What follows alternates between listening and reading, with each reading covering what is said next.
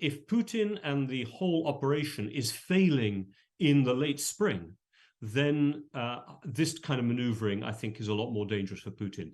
But at the moment, this is an intro. This is a preface to what is going to be a very risky spring and summer for Putin. President Putin has removed Russia's top commander in Ukraine 3 months after he was installed. The chief of the general staff, Valery Gerasimov, has been appointed to lead what Russia calls its special military operation. Instead, the move comes as fighting continues in the town of Soledar near Bakhmut in eastern Ukraine. Though the mercenary Wagner Group, who've played an important role in the Russian offensive, claim to have seized the territory. So, what's going on? Earlier, I spoke to Robin Niblett, former director of Chatham House, who told me first what he made of the conflicting claims over who controls Soledar. What is happening is that the Russian forces have been failing to take Bakhmut. They've been trying for at least a month at huge human cost to try to secure a victory of some sort, having not had a military victory in months and having had some really humiliating pushbacks and defeats, most recently from Kherson, the city. They need a victory. Having a military victory take place in the Donetsk region, one of the 4 regions which Putin has formally annexed to Russia, at least under Russian law, is especially important because they are the heart of the Donbass. Lugansk in the right at the north and the next down Donetsk. Donetsk, half of it pretty much is controlled by Ukraine still. So it is hugely embarrassing to have annexed something that you don't control and have lost territory on. So they want to win Bakhmut, but they've been failing.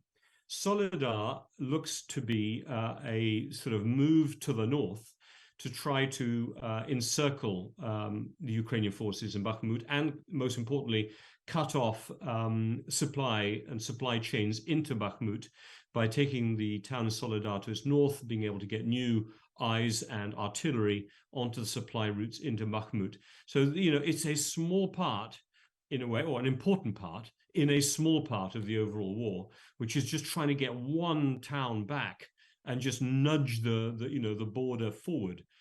So that's what it's about. So Soledar is important because Bakhmut is important, and Bakhmut's important because Russia hasn't won anything for a long time and the campaign's going wrong. Because there has been some talk about the mines in the area, but you think it's more just about Russia getting control of that section of the east of Ukraine?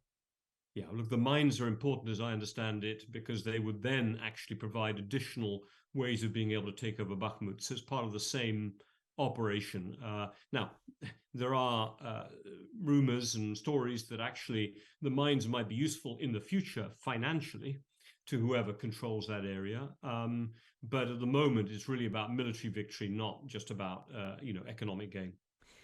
And we've then had a claim from the head of this Wagner mercenary group, whose forces seem to be fighting alongside the Russian troops. The Wagner Group saying that they now control Soledar, Kyiv denying it, and now the reports from the Russian military also saying that the fighting is still going on. Well, this is the Wagner Group is a unique institution in Russia, in the sense that it is what we would technically call a private military company. Some might call them mercenaries, but they, in the US, there's a parallel there. And they have been used sometimes to do work that military can't do, that would be a waste of their time to do. It's not a pure military operation, but it's providing security, for example, in Iraq, in the case of, I think it was Blackwater being the US group. What you've got in Russia with the Wagner Group, however, is a convenient force that can be used in conflicts in which Russia may want to tip the scales around the world, but in which it doesn't want to avert Russian military engagement.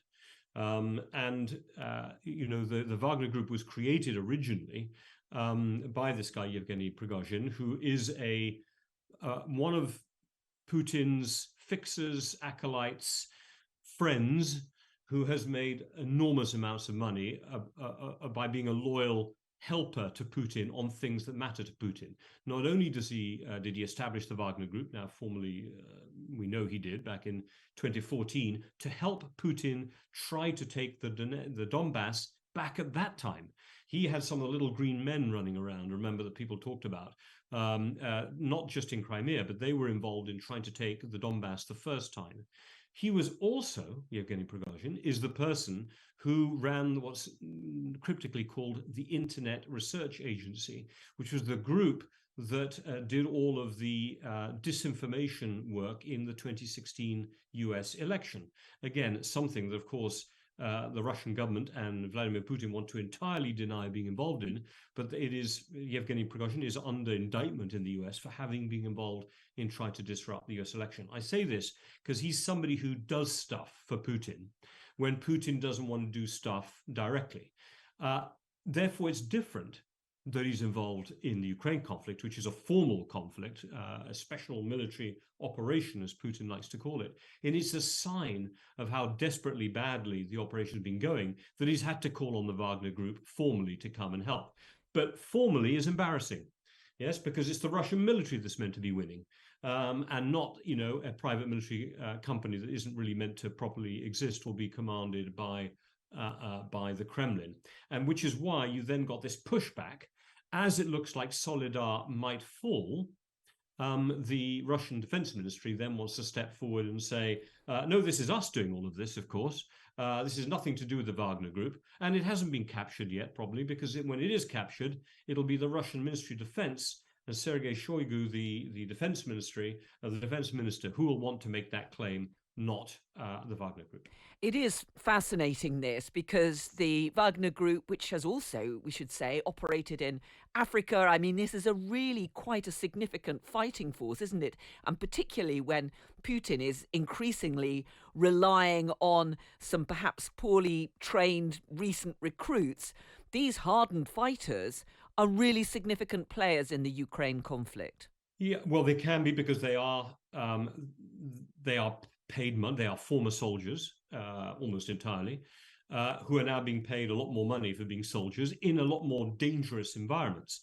They took on a military operation in Syria back, I think it was in 2018, to try to actually push American and American-backed forces, but also American forces, off a particular bit of land that they were occupying to support opponents of Syria. And Wagner Group went in there, used their soldiers. They lost, by some reports, up to 100 soldiers were killed. Putin didn't make any mention of it at all, because, of course, they weren't really there and they weren't technically Russian soldiers. Now, I say this because they are, yes, they are hardened fighters. They're violent. They're known for their violence. They're known for using the sledgehammer method of killing any deserters, used recently and videoed. They're accused of rapes, torture. They are accused of having killed 3 Russian journalists who were investigating what was going on with the Wagner Group in the Central African Republic. So they are a really, tough bunch, but they're a bit unpredictable, a bit wild. And Prigozhin recruited a whole bunch of convicts recently out of Russian prisons, and there's a video that surfaced of this, telling them, come and fight with us, in the Donbass, and then you'll be let off your time in jail, which apparently a bunch of them have been, because there was a kind of welcome back after 6 months thing recently. So it's a very, yes, it's got some hardened soldiers. It's also, they've got some real psychopaths, and they use convicts. But it just shows you the confusion around the special military operation that they've had to call on this group. And while Prigozhin, through these fighters, is an increasingly powerful figure in Russia, Putin is coming under further pressure because of his failings in this invasion, both in that eastern part of Ukraine and elsewhere.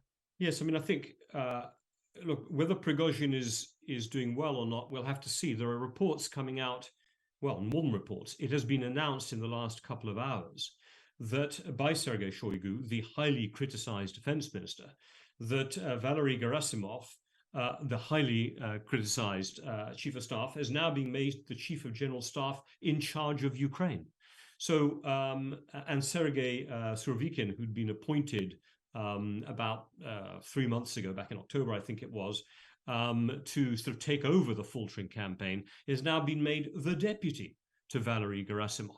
So at the same time as the Wagner Group are making these claims that they've taken over and wow, hasn't their influence increased, you've literally just had an announcement by Sergei Shoigu, the defense minister, promoting people who are being criticized by the critics of the military operation. So it looks to be like a slapdown to Prigozhin, who is overly bigging up his own personal role. And what you're seeing here is competition for Putin's support. So, it's not so much that Putin is weak. I'm not so sure Putin is weak yet. There's no real alternative to him. There is still quite a bit of public support for the military operation, or at least for not losing it, if you see what I'm saying. And what you've got is this battle going on around Putin to try to be his favorite, to show, look, I'm the person who's delivering Ukraine to you, because the fear is still that Putin, still has control. He is still the powerful person, but it is a sign of the uncertainty around this operation that you've got what would normally be behind the scenes maneuverings of the different cliques around Putin are now allowing their competition to come out so publicly into the open is a sign of an element of chaos in the system. So finally, and just briefly, if you could, Robin, this extraordinary manoeuvring that we've seen, the confusion, the claims and the counterclaims about various bits of territory, you don't think any of this really amounts to a significant threat to Putin, even though we've seen some criticism of the way he's conducted this special military operation, as he likes to call it? I think at the moment, Russia's in this position of there is no alternative. We are at a sort of phase which is a form of a pause. Hard to think of it, a pause with the people being killed by drone attacks and missile attacks and the fighting going on around Bakhmut and Soledar. But compared to what we had around the big movements in Kharkiv and Kherson, it appears to be more of a pause. And therefore, what the Russian side, if you want to call it, including Putin, has 2 or 3 months. They are going to build up their forces. They're going to try and make a big push in the spring, possibly into the summer. The conscripted forces will be brought to bear. There is some, remaking of depleted elements and forces. And if Putin and the whole operation is failing in the late spring, then this kind of maneuvering, I think, is a lot more dangerous for Putin. But at the moment, this is an intro. This is a preface to what is going to be very risky spring and summer for Putin. Well, that was Robin Niblett, former director of Chatham House, speaking to me just a little earlier.